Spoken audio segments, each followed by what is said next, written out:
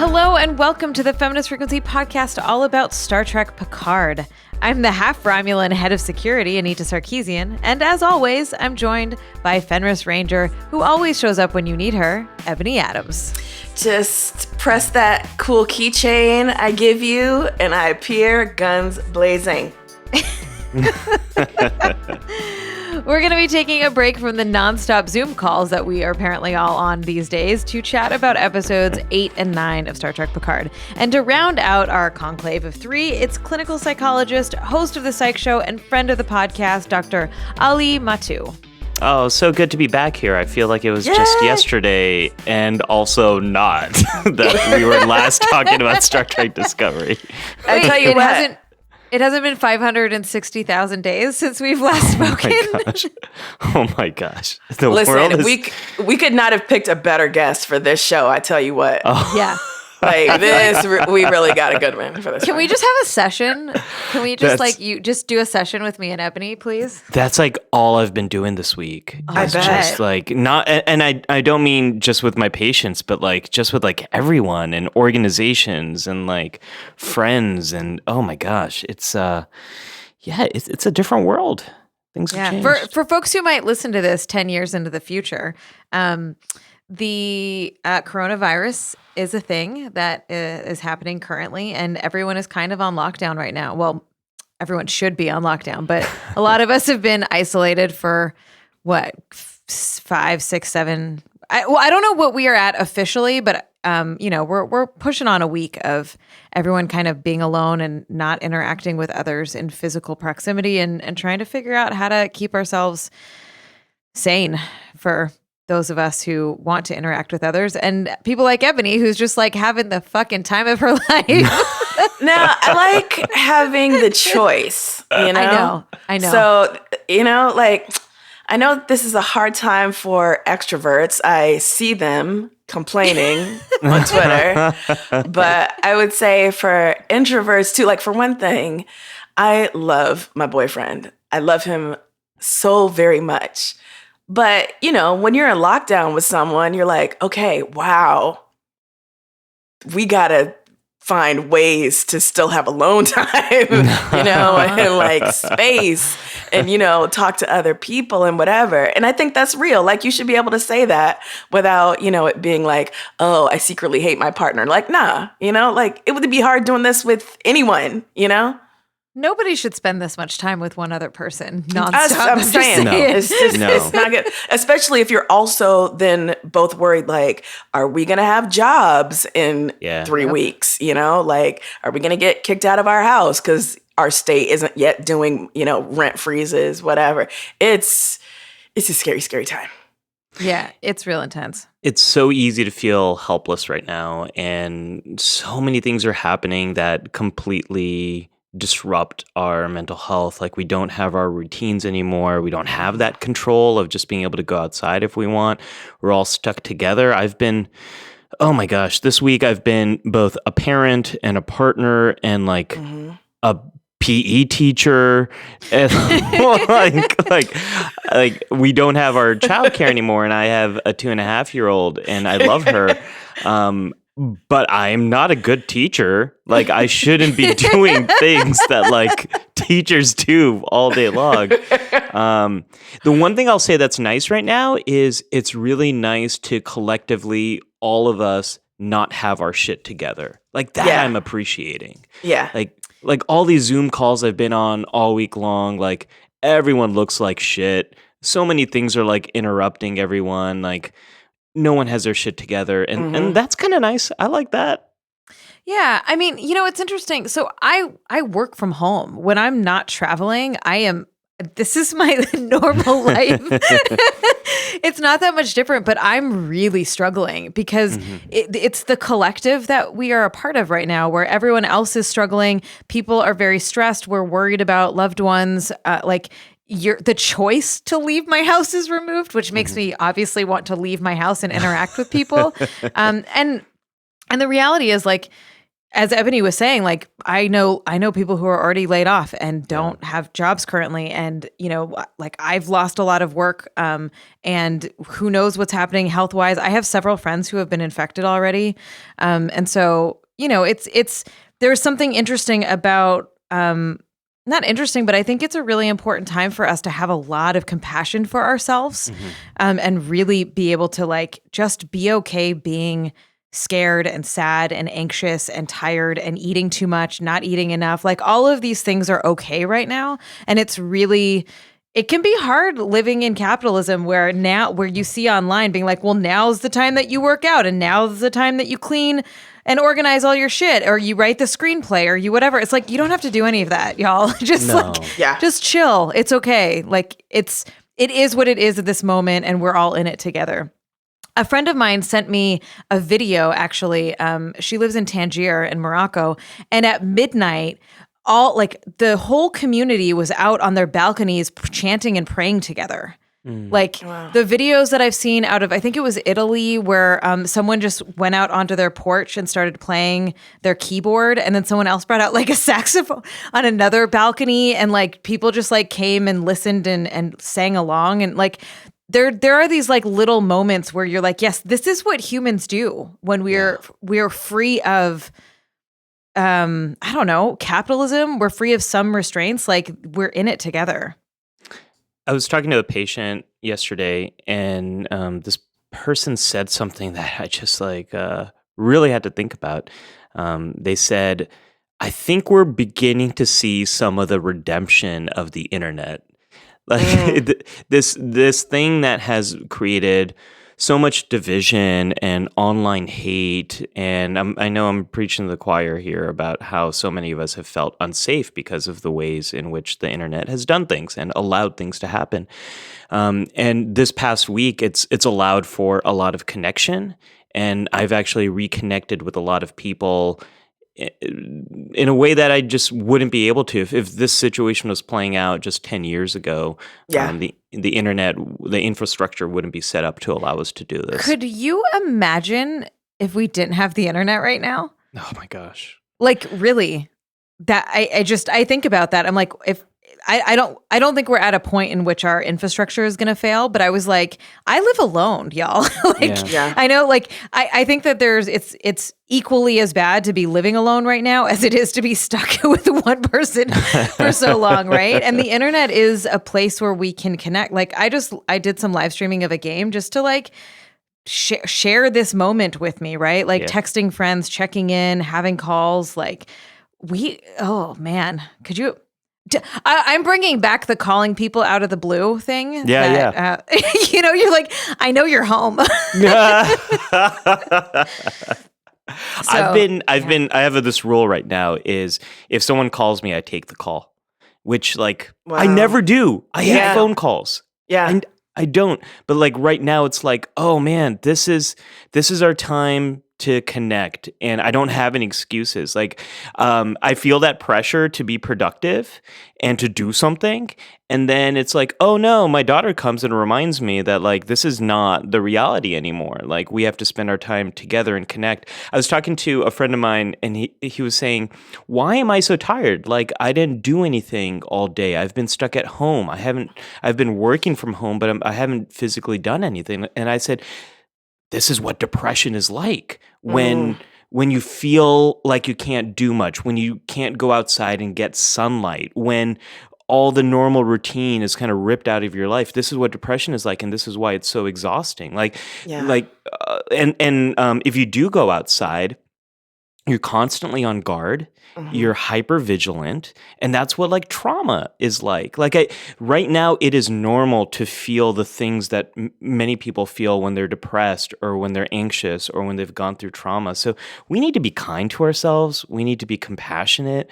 We need to connect with each other and just think about how do I get through today and how do I get through tomorrow. Like we don't need to worry about next month or 2 months from now because the world could completely change. We just gotta stay connected and get through the next day. Yo, Dr. Ali just dropping wisdom. You know how we can stay connected? How?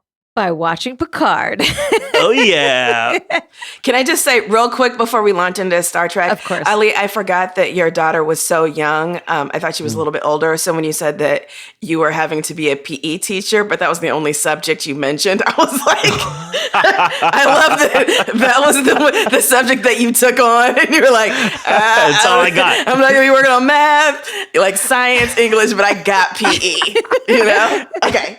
If like middle school me heard that, he would be like, what the hell are you talking about, Ebony? That would be the last class I would ever be qualified to teach. But to a 2.5-year-old, you're like Michael Jordan, you know? You're like an athletic god. Oh, no.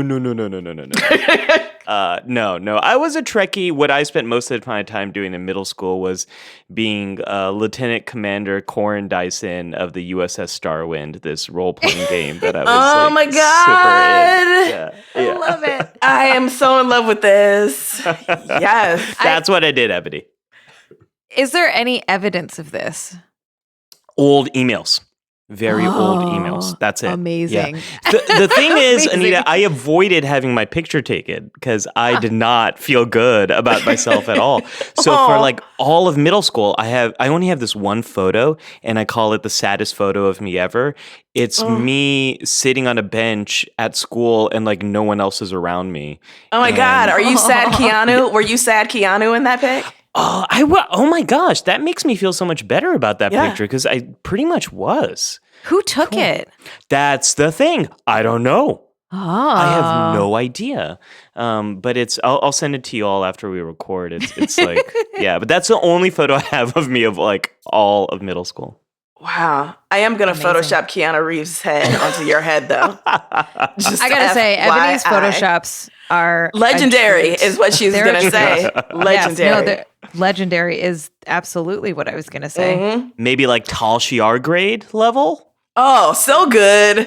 I don't know. I'd say even like the Zhat Vash level. Oh, whoa. Like undetectable. Like makes you kill yourself, you know. Oh, whoa.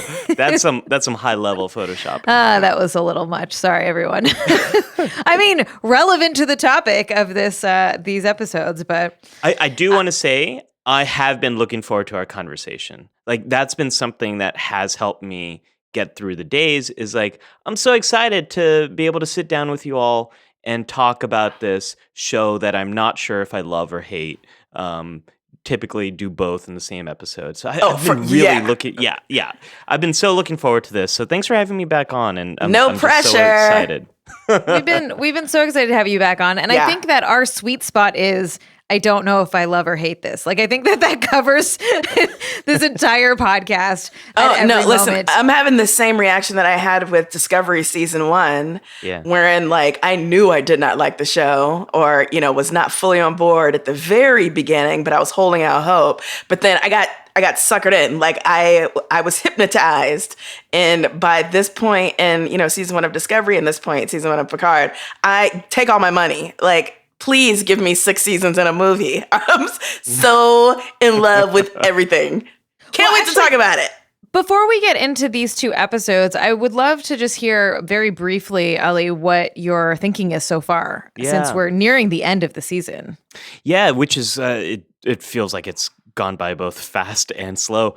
My feelings about Star Trek Picard, when this show was first announced at Star Trek the Las Vegas convention. I mean, I wasn't there, but I was following it remotely. And I remember I was eating lunch, looking at the news on my phone. My daughter was very young at the time. I think she might have been just a few months old. When it was announced, I started crying because I so love Jean-Luc Picard. This character has always represented high morals, high ethics, high virtues, always value-based decision-making.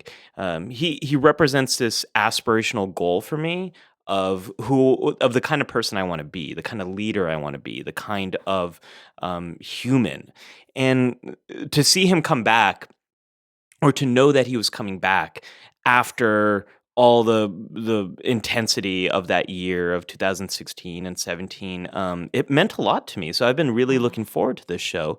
And then leading up to the first episode, Patrick Stewart was talking about how this show is really going to be about Brexit, and it was going to be about nationalism and our interconnected global community. So like that is what I was bringing into the show is this idea of returning to high morals and ethics and questions about the world as it exists right now. And to hear... So you're intensely disappointed?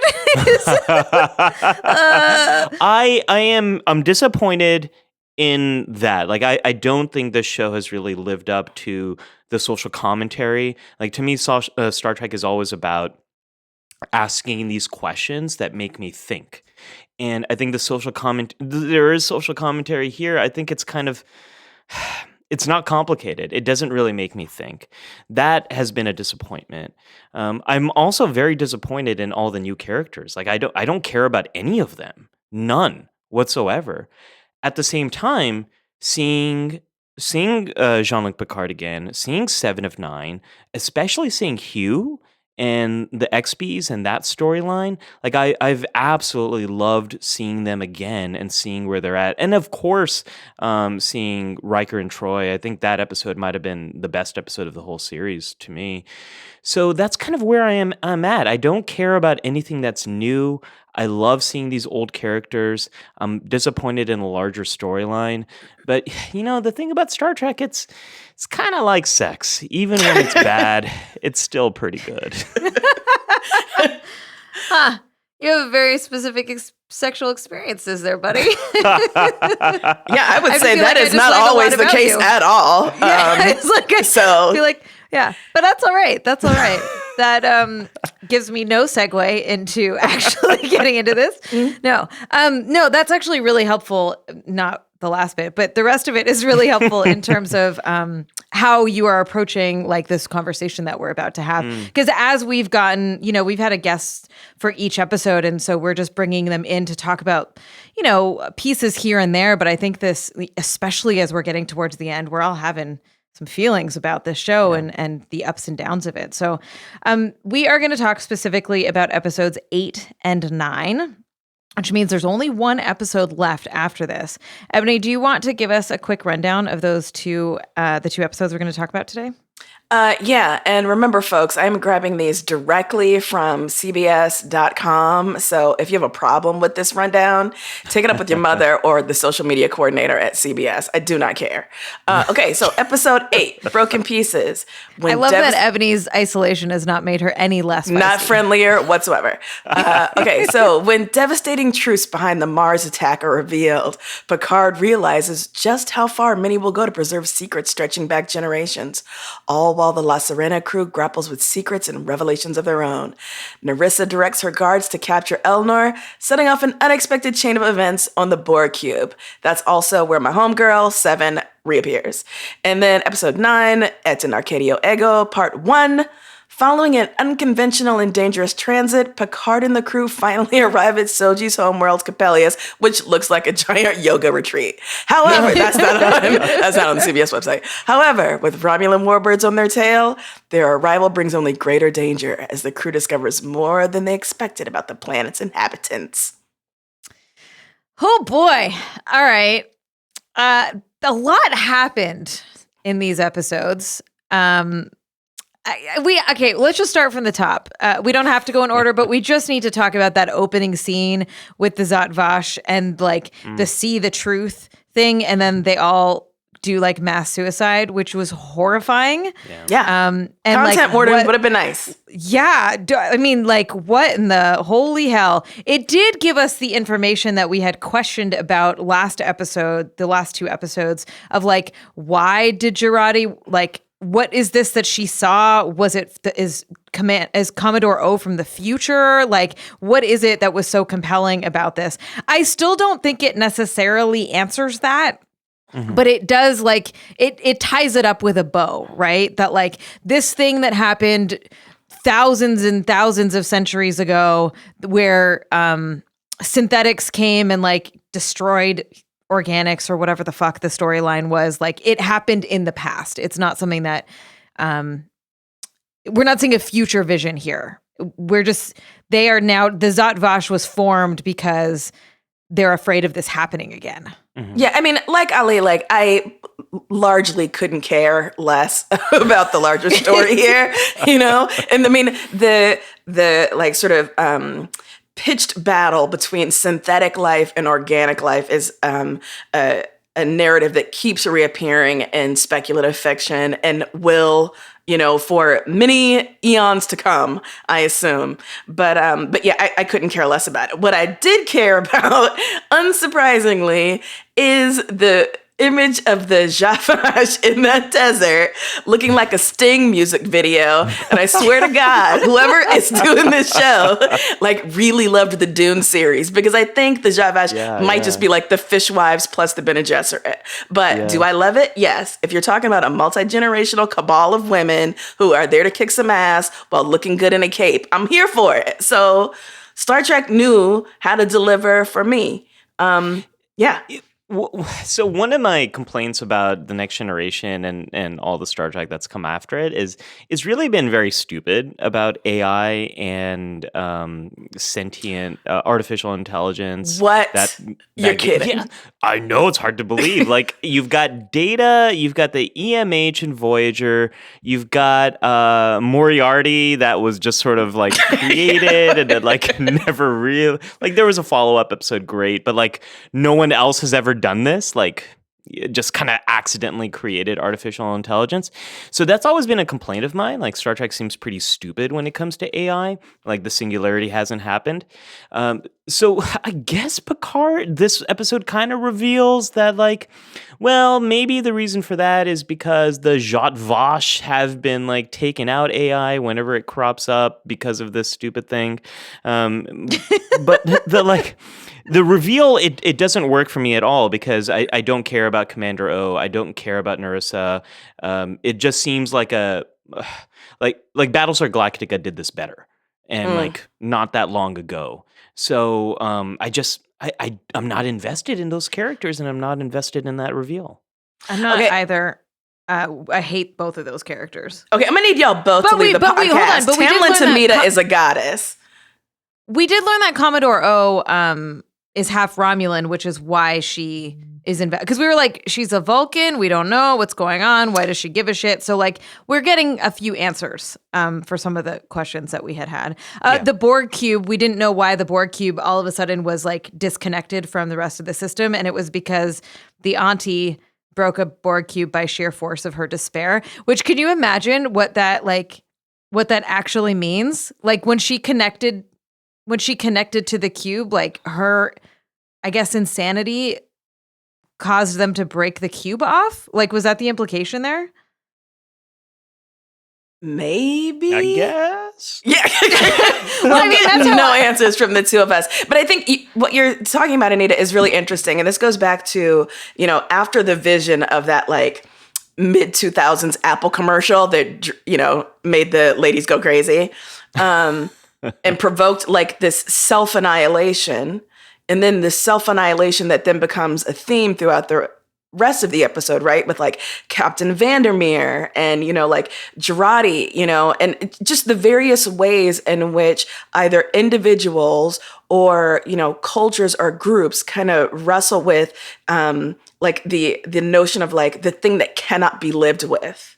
You know, like I did think that this was one of the times in which this show was trying for more and almost getting there. Yeah, I would have liked a content warning, because frankly, seeing, you know, those women like bash their brains in, or Rios, you know, mime Vandermeer shooting his brains out, like it was a lot.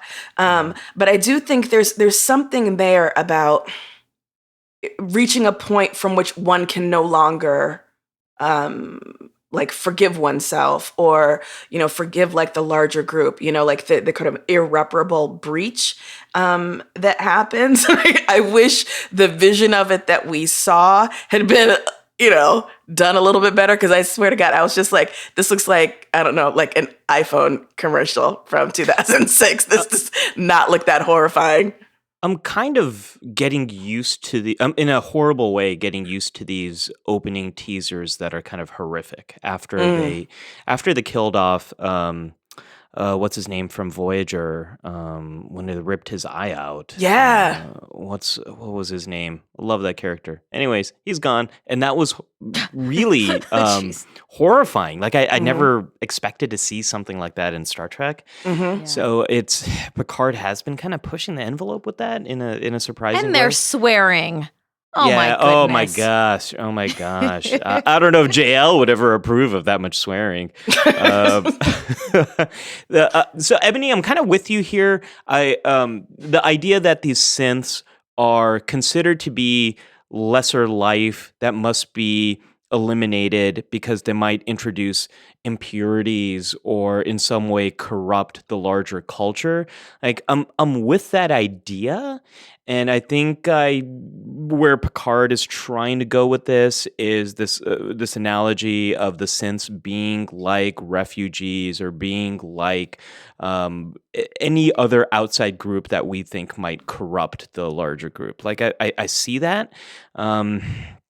It just gets it gets muddy for me. Like I like, and the other thing that's frustrating to me about this is I see where the show is going, but Picard doesn't struggle with it. There's no, as an audience, we're not struggling along with the characters. Picard is just like, this is bad.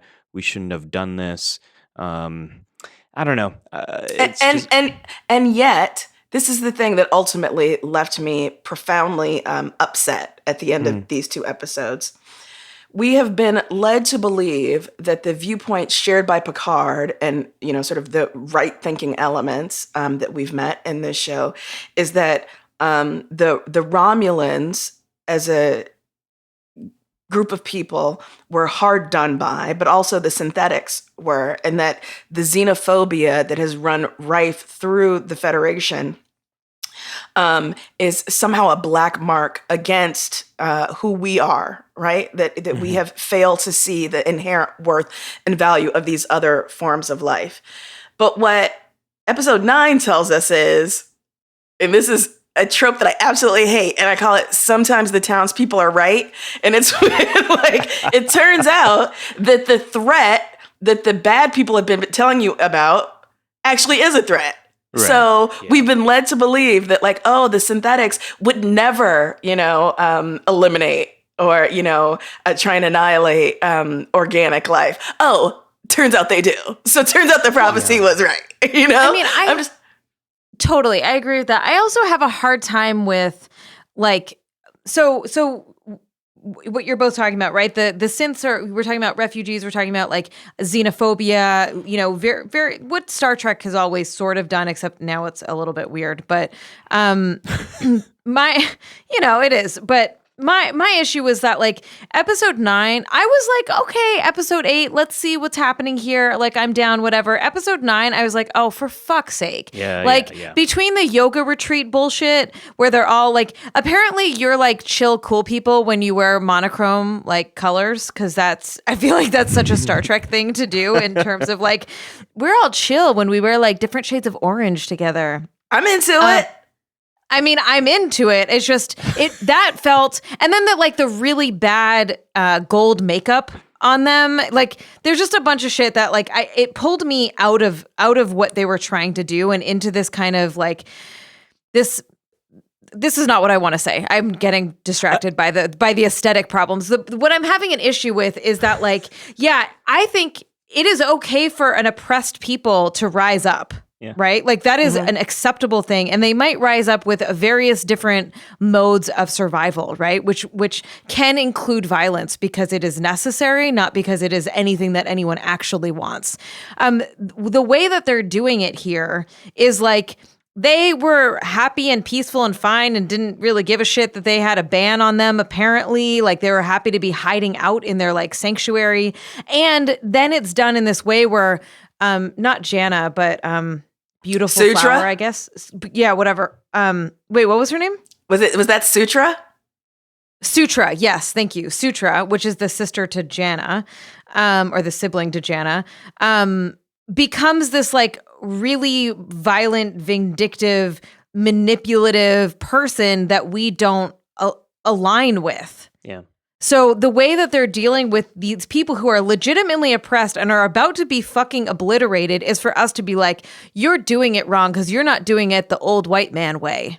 And that, I just, like, that kind of narrative framing really grates on me a lot. Well, yeah, and I mean, Picard says, like, you know, when he makes his big argument about them, excuse me, the synthetics, you know, rising up and, you know, eliminating all organic life. He's like, no, you know, the Federation, Starfleet, they're going to listen to me. I will speak with your voice. And I'm like, yeah, that's the problem. You know, like they should be speaking. You need to pass the mic, Picard / old white people listening to this, you know, like nothing about us without us. Like this is not your role. So I was glad that whatever version of Dr. Soong we got there was like, I don't know why you think they listen to you, Picard. They didn't listen to you before. They're certainly not going to do it now. Also, I kind of love that they're trying to give us a version of Data and Lore with Jana and Sutra, or, you know, Soji and Sutra. Unfortunately, that actor cannot quite pull it off. But do we all think that the Dr. Soong that we're seeing is actually going to turn out to be like Lore, but then like an old android's body? Oh, I would love that. Right? Because that feels like something he would pull. Totally. And that would really satisfy my problem with this is like Brent Spiner's playing another Soong. Like that all look exactly the same. Like those are some strong ass genes. Are they just cloning themselves? Or like, if not, man, they need way more genetic diversity in that family lineage. I'm going to take it back for a moment. Anita, I feel compelled to defend the yoga retreat and like outfits. Is it because it reminded you of that Next Generation episode where Wesley like breaks something? What is it called? Like Rubicon 3 or whatever? It looked exactly the same. That's exactly where I was going, Ebony. It's like, it reminds me of every stupid away planet or away mission in TNG. It was like a high budget version of those stupid planets we saw where there's only like one outpost and everyone is like acting like it's some kind of yoga retreat. And the like bad makeup also reminded me of 1980s TNG. So I kind of love that. I didn't really like where it went with the story, but I did like that. The Picard moment where he's like, "Oh, Starfleet will believe me," blah blah blah, and the Soong's like, "No, you're stupid." I like that because that also was a throwback to earlier in the season where he very naively goes to the Admiral, and the Admiral says, "You're, you know, like how dare you? Your hubris." Yeah, so I liked that. One of the things that we have discussed throughout this whole episode or the whole show so far is like the ways that it is Star Trek and the ways that it's not, and the ways that Picard has felt really off. In this sense, Lara and I talked about it on our last episode of like this sense of, you know, he doesn't really have the same kind of compassion, or he's not able to express it. Like the whole interaction with him and Soji on the in episode 7 where he's with Troy and Riker, like that one, I agree that's the best episode so far, but also like Picard was so fucking tone deaf in the way that he was talking to Soji, and it was really bizarre. Even after his friends were like, "Hey, buddy, let's dial it back. Remember how you give these big, powerful speeches?" So what I'm noticing is that like the show brings these moments in. So, you know, where he talks about in Broken Pieces about the future is left for us to write. We have these powerful tools of hopefulness and openness and curiosity. And that's the shit that I love about JL, you know, like that's the stuff in Star Trek that you're like, yes, you're the one here bringing the hope and bringing the compassion in like these extremely difficult times. But it's starting to feel like these are tiny little one-off moments, right? As opposed to the spirit of the character and the spirit of the show. And I also like the idea of Picard grappling with like, being Borg and coming back and trying to be human again. So there's a line where he says, Data's capacity for processing and expressing emotion was limited. I suppose we had that in common, right? Like there's a lot of interesting self-reflection here, but it doesn't feel integrated. It feels very like one-off moments here and there. Yeah. My friend of mine, we were texting back and forth about these last 2 episodes, and his name's Zahir, and so he said this version, this new Star Trek, feels like the Next Generation episode Future Imperfect. This is where this alien is kind of lonely and stuck with Riker and simulates this future and pretends to be like Riker's child. And the future seems real to Riker, and yet there's a lot of pieces that just don't add up. And he said, this is exactly how I feel about Picard. And I thought that was a really great analogy, where there's these bits and pieces that I just love. Like I do love when the show is exploring an aging Jean-Luc Picard. But it's done that very inconsistently. I think they mentioned his illness in the very beginning and like in episode 9 now. And so we, as an audience watching that, you can kind of forget it because you don't really see it impacting him. And then you're kind of left to wonder, well, is he so tone deaf with on that what was that planet called? Perneath something, the Riker Troy planet. Nepenthe. Nepenthe, there we go. It's like, is he tone deaf because of that? Because he is losing control of his emotions, or is it just bad writing? Like I can't tell. So we get these bits and pieces, but it doesn't all come together. Like one of my favorite parts about episode 8, I've like really loved everything with the Borg. The idea of these Borg as victims of assimilation and trying to recover from the trauma of having your complete identity ripped away from you, the stigma of looking like XBs, that whole rehabilitation process and how Hugh has taken them on. I absolutely love that. I love everything that suggests in terms of our ability to grow from difficult experiences. I kind of wish that was the show, to be honest. Yeah. Like, I agree. Like, watching Seven be like, I could activate this Borg army, but like, that would be horrifying. Right? Like to the conflict of that, of like, I have this power that I can use, but like, I'm afraid that I won't be able to let it go, or that like, it would be comforting to be back in this space. And like all of that, it just, Hugh gets murdered and then that's it. Like there's not going to be that much more with the Borg storyline in the last episode. No, but I do think what they're setting, I do think they're setting up something interesting for season 2. I think, to me anyway, it seems clear that there is going to be more exploration of like the difference between the 2 types of synthetic life that they represent, the Borg and the other synth. I think we don't have the time or space to discuss it in this episode, but I think there's something really interesting about the Borg as a metaphor for being disabled, for instance, and like the cyborg body versus the synths on planet Yoga, who are like aggressively abled, right? And like, we see a couple who are played by people of color, but for the most part, like most things in our mainstream media, it's pretty daggone white.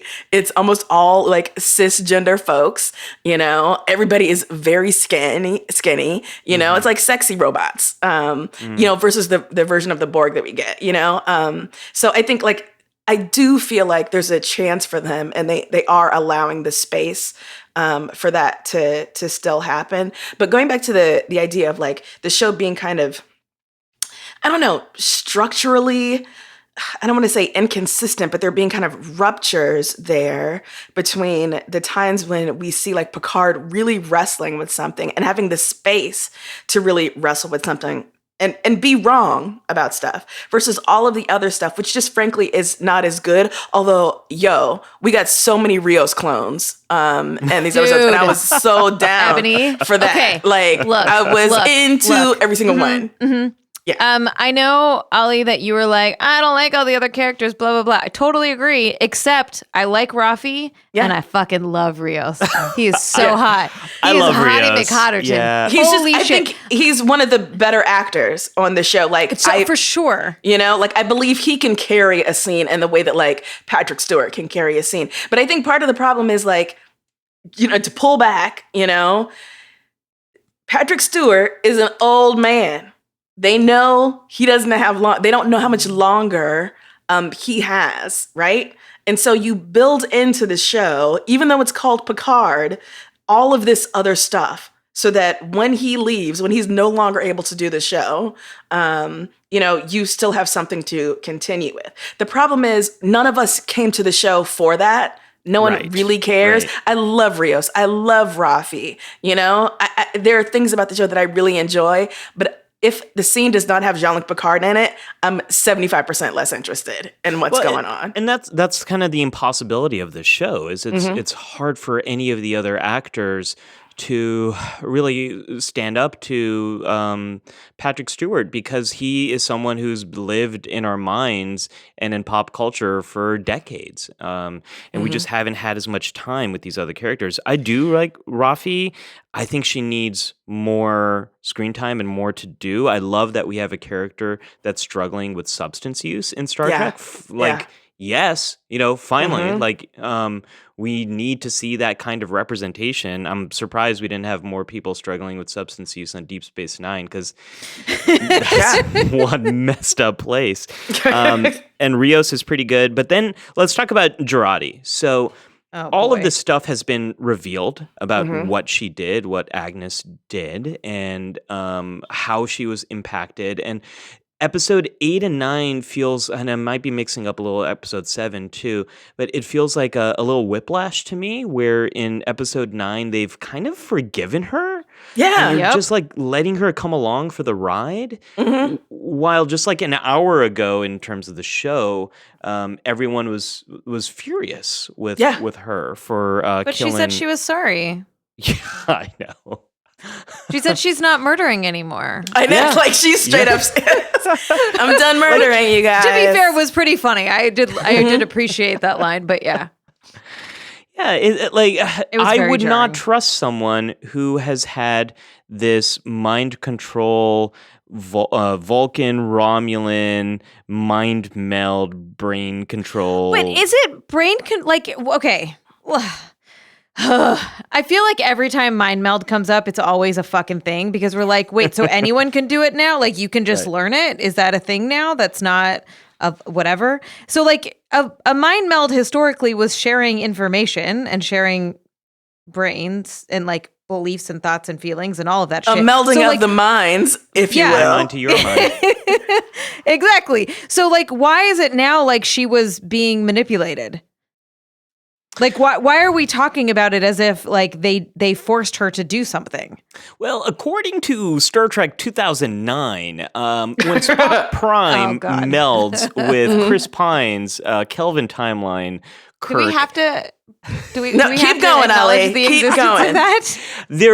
You can have an emotional transference as well. So it's not just thoughts that can transfer, but emotions can transfer as well. So I think we can extrapolate on that and say like you can transfer a bunch of stuff. You can kind of dump things into someone's mind, and if they're not ready for it, they might not be able to handle it too well.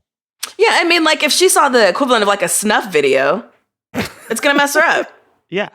So the thinking is that Commodore O feels so strongly about this and has somehow moved up the ranks and all of that. There's a lot of hand waving stuff that is happening right now to justify this stuff. That like she feels so strongly about it, therefore Jurati's going to feel strongly about it and just like move forward. Like, I don't know. There's just a lot of things like this that I'm. Ugh.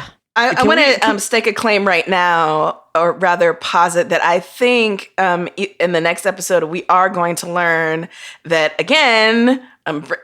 I think it's lore. I don't think we're looking at a human here. I think it's lore in an old robot suit.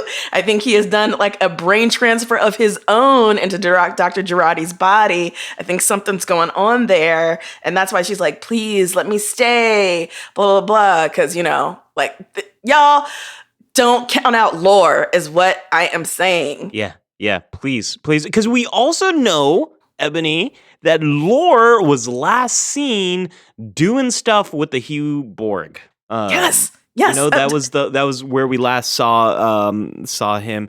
Can we talk about the other mind meld that we saw in episode 9? The one with Sutra? Yeah. Yeah, what the fuck? So, like, what? Exactly.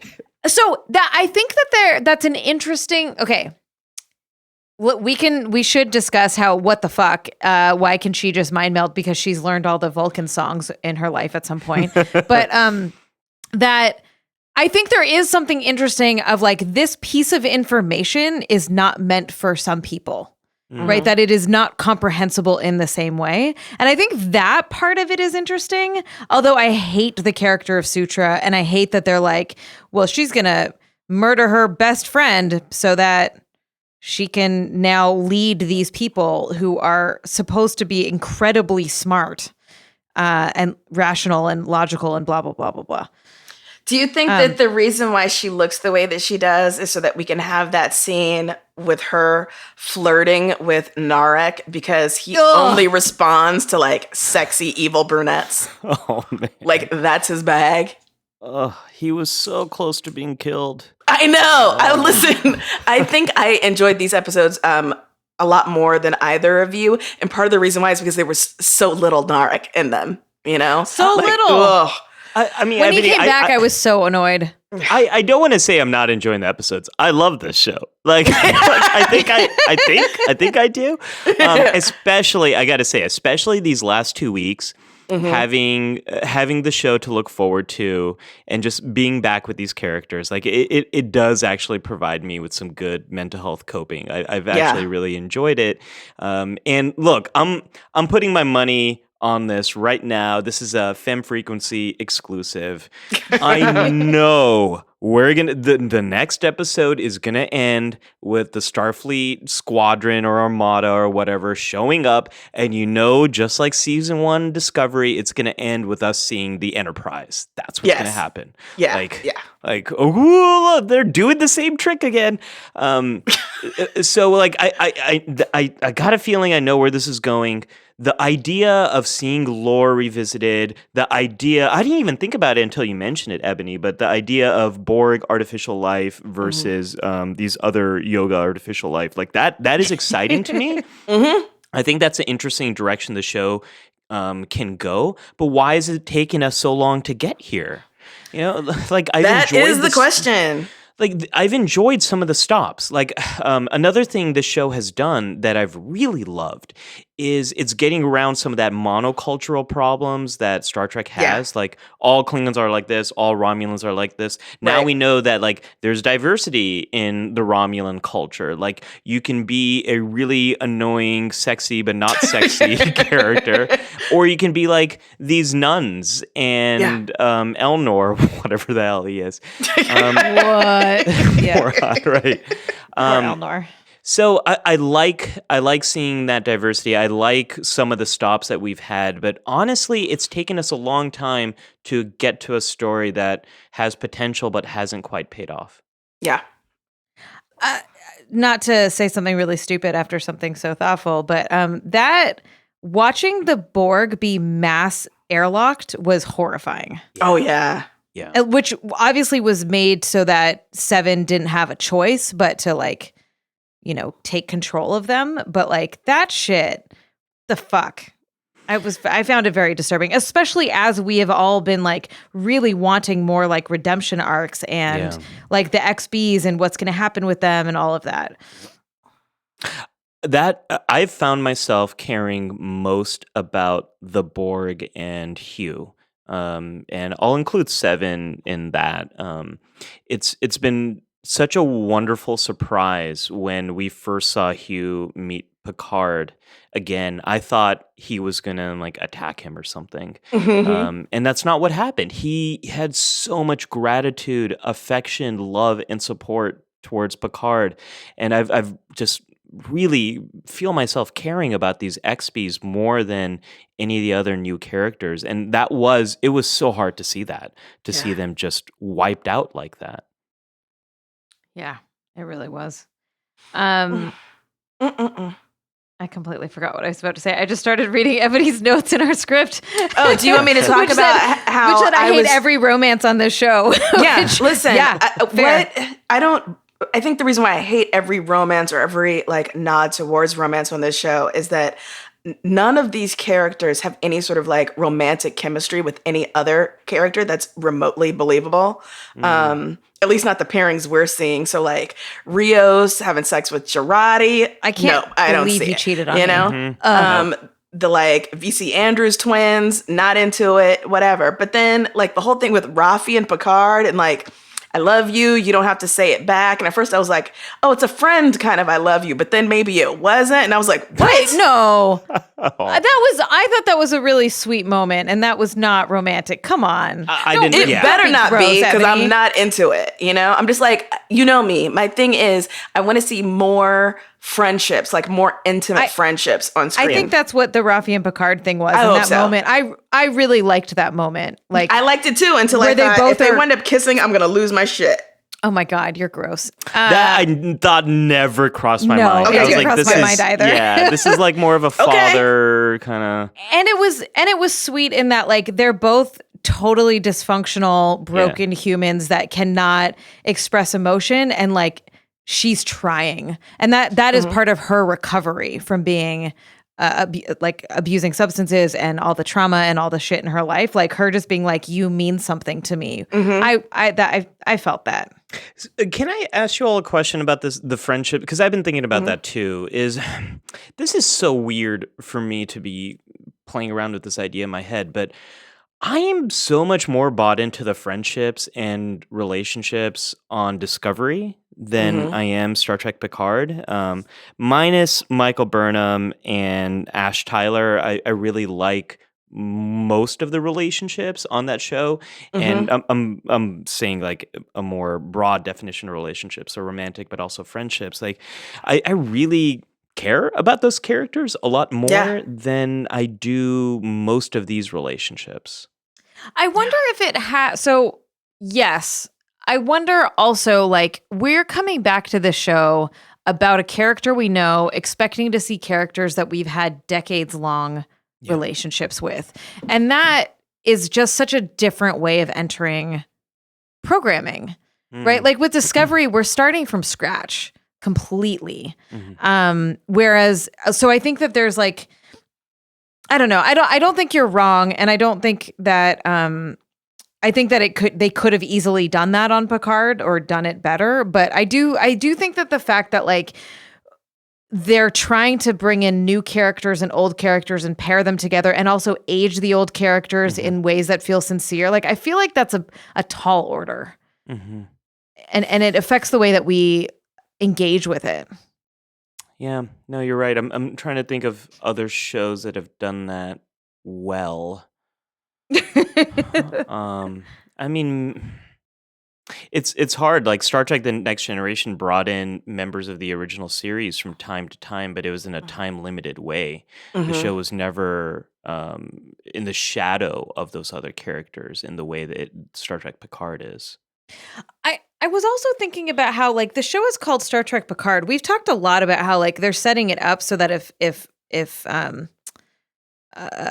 Patrick Stewart. Luke, yes, thank you. If Patrick Stewart can't get sick or, heaven forbid, other things happen, can't do it. Like the show doesn't go on without him. So are they setting it up so that the characters outside of that can have their own show or like movies or something like that? Because like, I don't know, it just occurred to me while we're talking that like the show is called Picard. It can't exist without him. It's why you don't name shows after characters. I think what would happen is they would have renamed the ship the Picard, and they would try and keep going, for a season and see if people totally stuck with would. it. Oh my gosh, they totally would do that. I think that there is no way that CBS Paramount has not envisioned a way for this show to last for years and Discovery, and that ultimately there aren't things that tie them together in like a Marvel universe, cinematic universe kind of way, you know?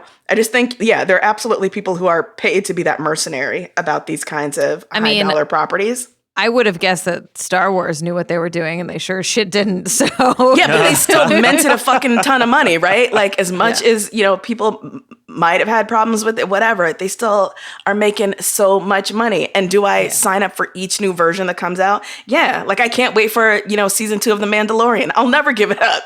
Yeah, I'm so excited to see Picard and Guinan reunited in season 2. Oh, yes. Like, that's what I want. Like, I will pay for the whole season just to see that episode. I gotta say, fuck Whoopi Goldberg for being a horrible person, because I love Guinan. Who doesn't love Guinan? Yeah. But she's been canceled 5,000 times, and appropriately so, because she is horrible. And so I just, you said that, and I just had so many feelings that were conflicting and difficult. Yeah. Yeah. All right. Ebony? Yes. Many conflicting feelings. I know. So many conflicting feelings. Also, in case you don't know what I'm talking about, one, she defended Mel Gibson. She also made horrible comments about rape not really being rape. Like, she's just not cool. As well as many other things, I'm sure, unfortunately. Anyways, I still love Guinan retroactively. It's already in the world before I knew all of this. So on that note, Ebony. Yeah. Do you got a hair report for us? Yeah, of course I do. So obviously Rafi looks great as always. Those curls, impeccable, look well moisturized. Good work. Problems, Elnor. His lace front is obviously a little bit too heavy, so it's dragging on his hairline, and they need to put a little bit more makeup up there because it's not blending in. You need to work a little harder on Elnor's hairline. They gotta work a little harder emergency. on Elnor. They gotta work harder on Elnor in general. Yeah. That fucking character. Yeah, bless his heart. So yeah, that's my hair report for the week. Please go to your don't walk to your nearest YouTube lace front tutorial and do something about Elnor's hairline. Thank you very much. All right, let's wrap up by giving our ratings. So we can rate them individually or as a set. But what should our rating system be this week? Yoga pants? Yes. Excellent. All right, Ebony, let's start with you. I really enjoyed both of these episodes. There were, for me, comparatively few moments during which I found my attention wandering, unlike some of the other episodes. Like, I was pretty engaged for the most part with both episode 8 and episode 9. 8 was hard to watch for, reasons we've talked about, but I stuck with it, and I'm glad that I did. So I am going to give this set 8 out of 10 yoga pants. Wow. Damn. Yeah. That's a lot of yoga pants. Are you grading on a curve? I am not. Okay. I'm being critical of the media I love, but I do love it. I gotta acknowledge. All right, Ollie. Good sticker plug right there. Mm-hmm. It's if I have to grade on a curve, I'm giving it 5 yoga pants. And these are like yoga pants in need of laundry. So but if I'm grading it separately, I really enjoyed episode 8 much more than episode 9 because it had much more of that Borg storyline. So if I'm grading them separately, I'd give 7 or 8 yoga pants that are like really new and crisp and like ready to be like stretched. And then I'd give. Do you episode want 9, new like, yoga pants? You want older, like middle of the road yoga pants, right? Like they're a little bit softer. See, I don't know. I don't have yoga pants, so I'm just like making this up as we go. I wear shorts if I'm doing yoga. I don't even do yoga, so I don't even know why I said that. I ride my bike, so I should be giving like very different ratings here. All right, so that's what I think, Anita. All right, I'm going to rate them separately because I also agree. I liked 8 a lot more than 9, so I'm giving 8. I'm giving 8 like 5 yoga pants, and then I'm going to give 9 like 2 because I really fucking hate the way that episode ended. Wow. Like although we didn't talk about the giant flowers, the defense system. Oh. That was cool. Yeah, okay, I'm going to give I it love 3. I'm going to give episode 9 3 yoga pants. But they're a little tattered. They're like, where they start to get thin and like a little ply. What's it called? The like where it gets all ply-y, where the things pop like out. a starts pilling out, you mean? Pilling. That's it. Yeah. So that's it. All right, y'all. That is it for this week. Join us next time as we come back to discuss the season finale. As of this recording, we have no idea who the showrunner of episode 2 of Star Trek will be. And to be honest, none of us knows whether they'll even have electricity in 3 weeks. Ebony. It's real. Listen, you have to confront your fears to get over them. But that will not stop us from coming back to you with all our half-baked commentary on what we loved, hated, and were completely befuddled by in season 1 and what we're looking forward to in season 2. Ollie, thank you so much for joining us. We love having you on. You are wonderful. I love hanging out with y'all. How can folks find out more about you and what you do? Yeah, if you, easiest way to get in touch with me, go to youtube.com/the Psych Show. I make videos that celebrate mental health and psychology. I've been making a lot about trying to cope with this crisis that we're in. Or come hang out with me on Twitter. I am at Mattu, ALIMATTU. Amazing. If you like this show or our main show, Feminist Frequency Radio, help us keep making it by heading over to patreon.com/femfreak to become a show backer and get access to exclusive perks. And I'll just say, 1, I hope everyone is taking care of themselves right now and doing what you need to do and having a lot of compassion for yourselves. I will say that creators and artists and freelancers are getting hit real hard right now. So if you are not worried about your job and you got some income, like go back some people's Patreons, go buy some merch, support folks and also in nonprofits because this is a very strange, difficult time for a lot of people. And I hope you are all staying safe and connecting with the people you love.